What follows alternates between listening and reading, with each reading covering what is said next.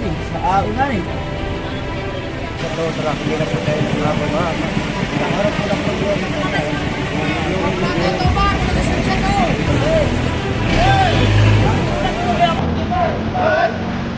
Siya mo lang muna. Walang siya. Dito, kakanan nyo sa sakyan, hindi pa pwede. Kaya pag nakita ng operation, ito talaga po magpatuloy.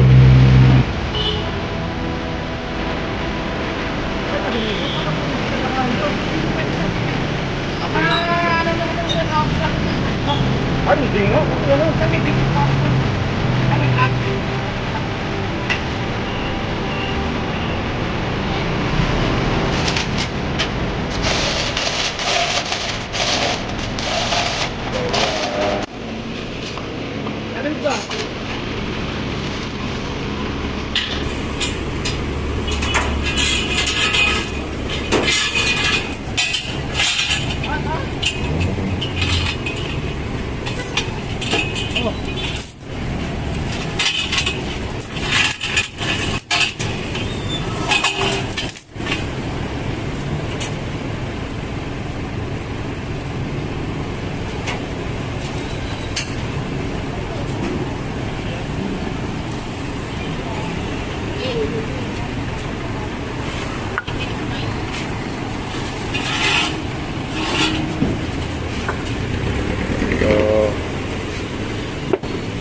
Sa mga gantong lugar, yun.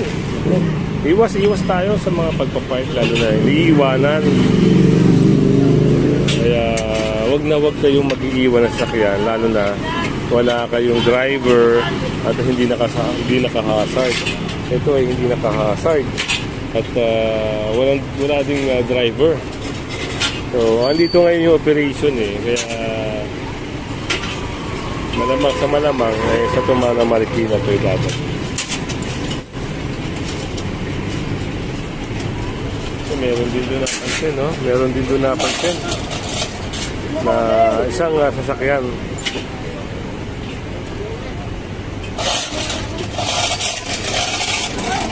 Ano na kasi yan? Well. At yun na, pinorma na nga yung isang tow truck doon. Mamaya lapitan natin yun.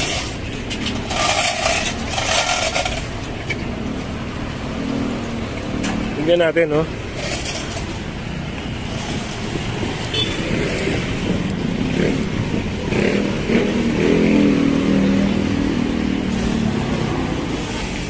Yun, parang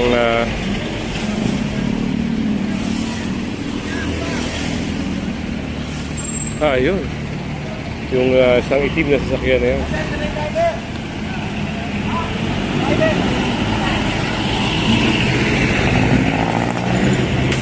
Dumating yung driver. Dumating yung driver. So ayun, at buti na dumating yung driver.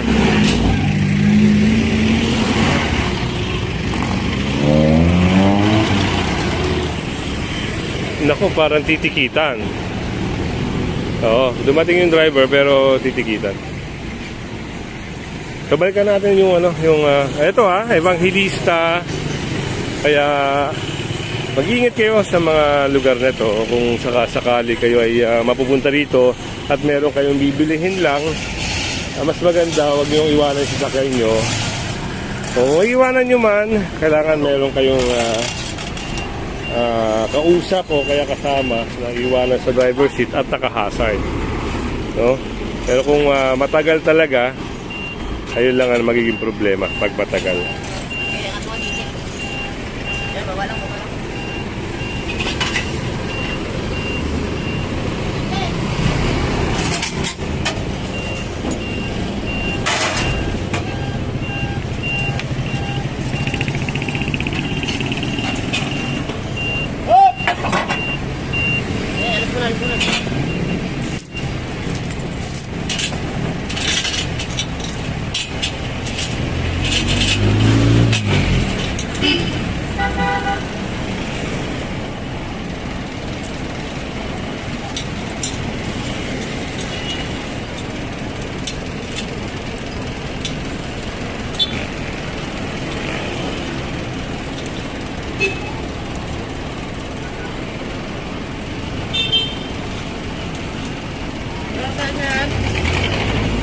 Lalo sa inyo kasi lumapit kayo eh.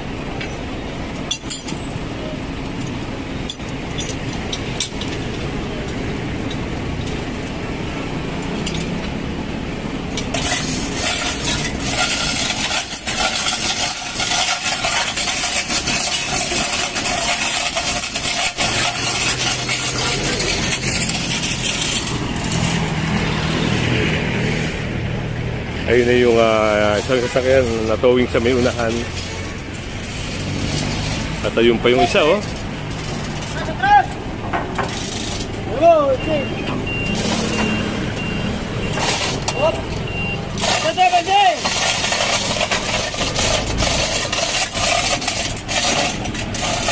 Kaya inaano na. Pinichain block para umangat siya. Hey! Saan ba?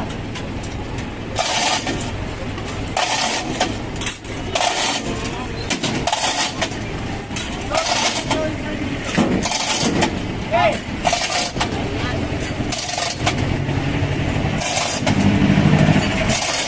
Hop! Hey!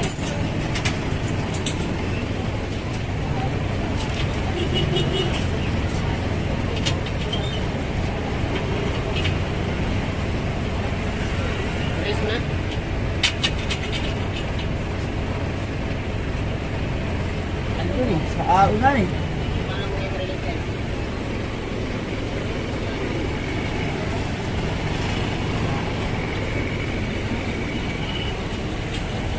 At ito,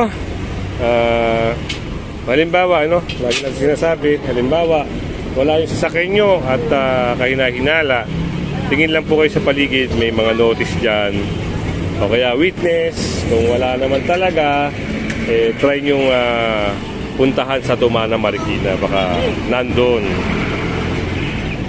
At ito ay dadalhin na sa Tumana Marikina, at doon na tututubusin ng mga may-ari.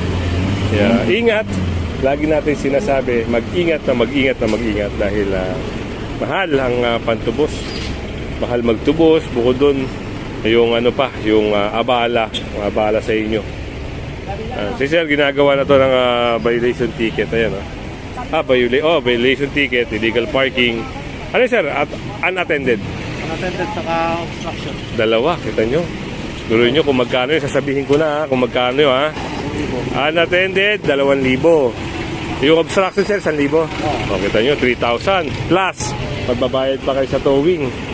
Sa towing naman, per kilometer ang rate daw nila ron. Kaya, kung isipin nyo yung ganun kalaking halaga na sana pang savings nyo na, kaya panghandaan nyo sa Pasko, dahil lang nag-illegal park kayo, ayun, magagastosan na talaga kayo. Dito naman, ayan, nakaporma yung tow truck. Tanungin natin kung ano yung problema rito. Kasi malamang sa malamang to.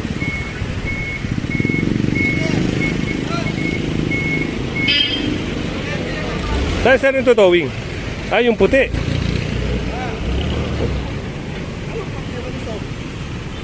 Ito, di ba? Sir, wala driver po, sir. Wala driver. Wala nga ito. Ay, ito ano?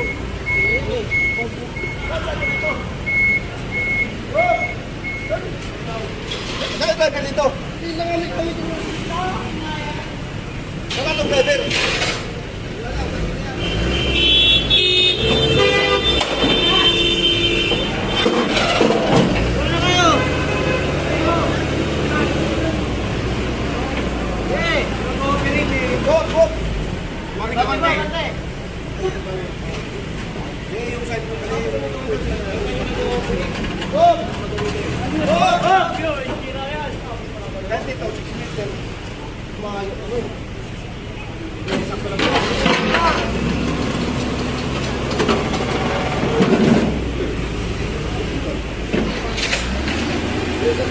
Wala yung may-ari. Kung makikita nyo naman, nga naman, tama yung enforcer. Ito, sidewalk. Na-block na siya.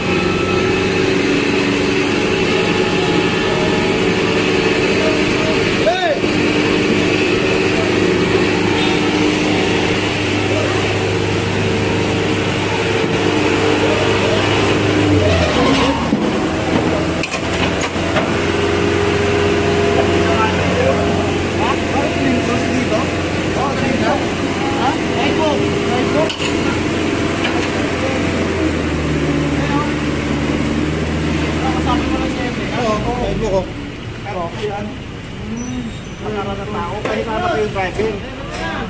Kung nandiyan ang driver, parang yung usod natin doon. Eh wala naman driver. Kaya pala hinahanap yung driver. Kaya pala hinahanap ni sir yung driver para sakaling ipaurong na lang. Kaya hinahanap ko yung driver para ako parang ipaano natin. Urong natin, magpalagpag natin. Eh wala eh. So, yun, na-tow yun, yung puti na-tow dahil yung sidewalk pa lang, ano. Ito kanina, ito tama to. Magkakaan natin okay to, at least 6 meters. Okay si sir. Ayan, yun. Nandun siya, hindi siya na-tow. Yun, ingat-ingat sa pagpapark. Ingat-ingat sa pagpapark, lalong-lalo na shoutout kila sir, lalong-lalo na sa mga sidewalk, illegal parking, mga signage na dapat respetuhin. Ayan, para makaiwas tayo sa sa mga violation, sa mga towing, sa mga ticket. Ayan, medyo magastos, lalo na ngayon, magpapasko. At dito naman, Dallas Street, Evangelista Corner, Dallas Street. Ito yung nadaanan na operation.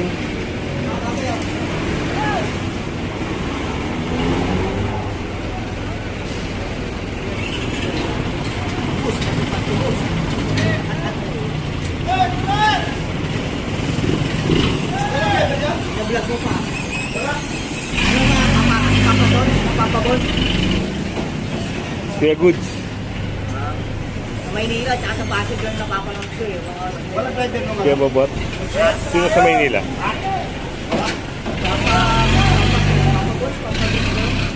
Yung pati mo tiglang nakawan ng NBAC. Lagi rin, di ba? Si ano yun? Si Remerx. Si Remerx. Pasig madalas eh. Sa Pasig, Yan. Napapanood daw ni Sir si Remerx sa clearing sa Maynila. Si Remerx, kilala natin yun. So, ito yung na-cover natin. Yung at least 5 meters.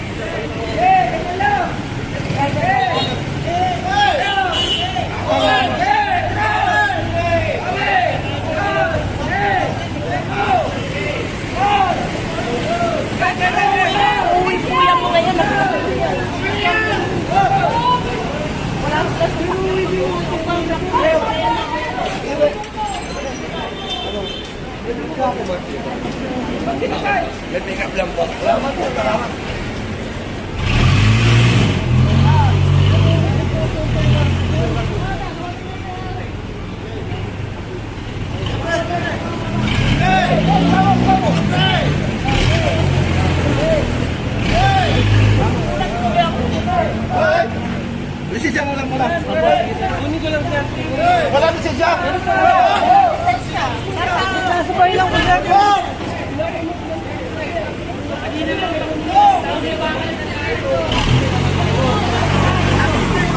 Ito lang ko dyan. Kukunin ko ako.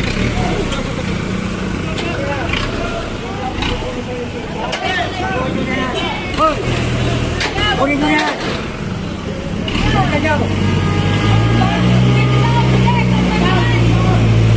Yun ang naging problema. So, okay na sana at kahit pa paano may consideration. Ang problema, yung lisensya ay wala. Kaya, diniretso po.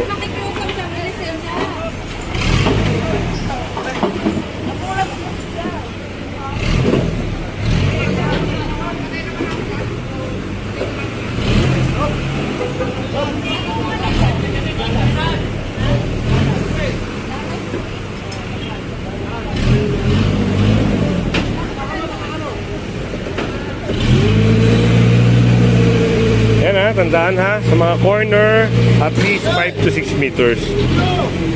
5 to 6, safe na yung sasakyan nyo. Pero pag mga alanganin na talagang makakompromiso yung daanan, lalo na pag, halimbawa dito, kakanan yung sasakyan, hindi pwede. Ayan, pag nakita na operation, talaga pong matotoo at matotoo.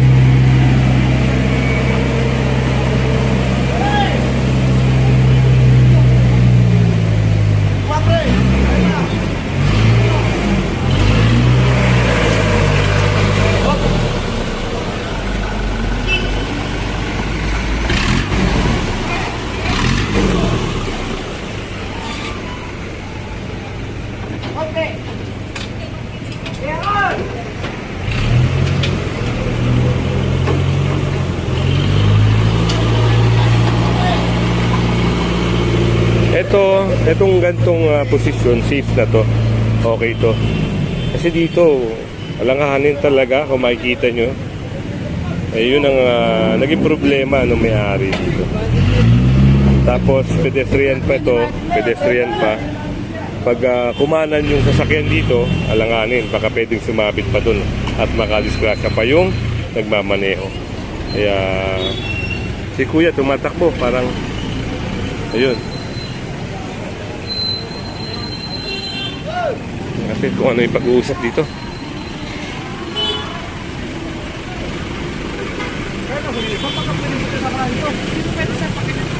Ano nyo kasi sir, na-obstruct yung sidewalk. Ay, hindi nga. Kasi ano? Sir, may video po kami sir. Ay, may vlogger din po kami sa kita po yan. Saan dadalhin nyo? Kumana po. Saan yan? Parang kita. May ka sa mag-ubos? Magka naman tayo. Nasa-service rin ako. Teka, ito na lang sir, reinforcer na Oo. lang. Inutos na naman po sa amin. Parikot ako sa kampo ngayon. Boss, Inutos na naman po. saan hindi po yung kausapin? Teka, reinforcer po ako. So, sunod tayo sa operation. Ha?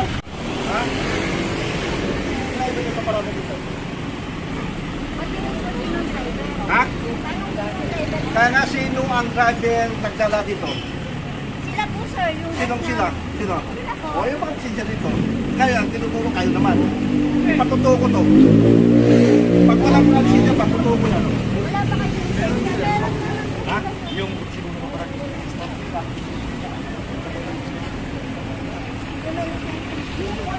Lalabas naman na po sila eh. Kunin ko lang yung lisensya. So, ito, nangyari, yung sidewalk din na kompromiso. Kaya, nadaanan sila ng operation.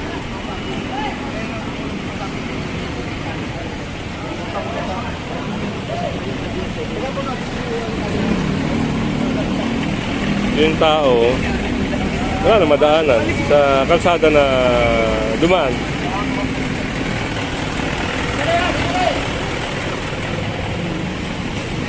Ito, sa harap. O, lisensya na lang. So yun, titikita na lang, titikita na lang. Kaya pagbigyan lang.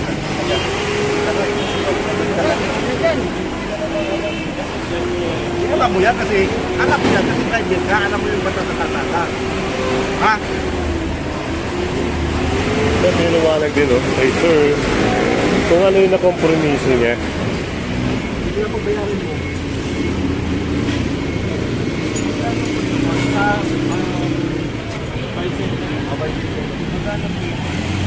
Iba parking.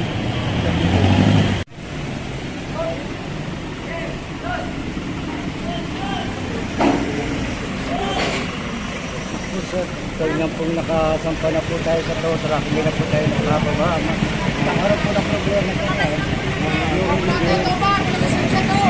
Ha? Ha? Pag walang lisensya yan. Pero, sir, magkakaproblema pa po yan kasi nakablog na po yan. Nag-vlog po yan. Bali sir, kung hindi po nakablog yan, pangalawa may tikita po yan tayo. Ay, ano yung po?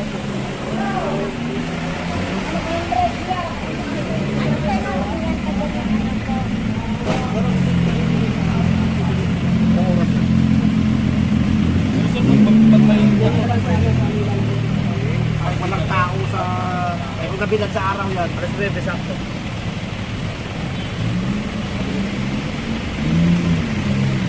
sir.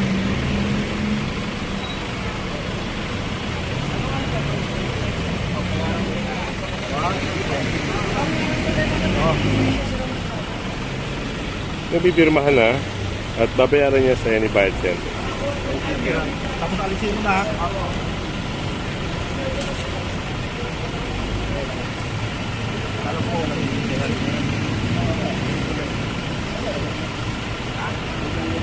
So, doon naman sa kabila, ganun din. Titikitan ng illegal parking. So, yung sidewalk na kompromiso nila rito.